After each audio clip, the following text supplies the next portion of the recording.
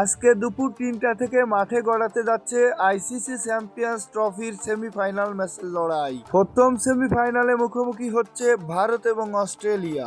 ICC টুর্নামেন্টের দ্বিতীয় সেমিফাইনালে মুখোমুখি হতে দেখা যাবে নিউজিল্যান্ড ও দক্ষিণ আফ্রিকাকে। এবারের আইসিসি চ্যাম্পিয়ন্স ট্রফির 4টি ম্যাচ অফিসিয়ালি ভূমিকায় ছিলেন বাংলাদেশি আম্পায়ার শরীফুদ্দৌলা ইবনে শহীদ সৈকত। যে কয়টি ম্যাচে আনফিল্ড আম্পায়ার অথবা থার্ড আম্পায়ারের দায়িত্ব পালন করেছিলেন সৈকত, প্রত্যেকটিতে শতভাগ ও নির্ভুল সততার সাথে আম্পায়ারিং করতে দেখা গেছে বাংলাদেশের সৈকতকে। তবে তাতে কোনো লাভ হলো কি?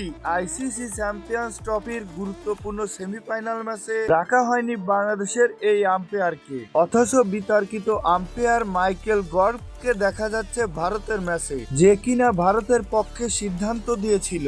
নিউজিল্যান্ডের ব্যাটার মাইকেল ব্ল্যাকওয়েলকে ভুল সিদ্ধান্ত দিয়ে আউট করেছিলেন। শুরু হতে যাওয়া দুবাইয়ের সেমিফাইনালের প্রথম ম্যাচে মাঠে আম্পায়ারিং এর দায়িত্বে থাকবে অনফিল্ডে ক্রিস গ্যাফরিন ও রিচার্ড ইলিং। তৃতীয় ও চতুর্থ আম্পায়ার থাকবেন মাইকেল গফ ও আদ্রিয়ান হোলস্টক। আজ বাংলাদেশ সময় দুপুর 3টায় প্রথম সেমিফাইনালে হাই ভোল্টেজ ম্যাচে মাঠে নামবে ভারত বনাম অস্ট্রেলিয়া। এরপর দ্বিতীয় সেমিফাইনাল 5ই মার্চ বাংলাদেশ সময় বিকাল 3টায় সাউথ আফ্রিকা বনাম নিউজিল্যান্ড।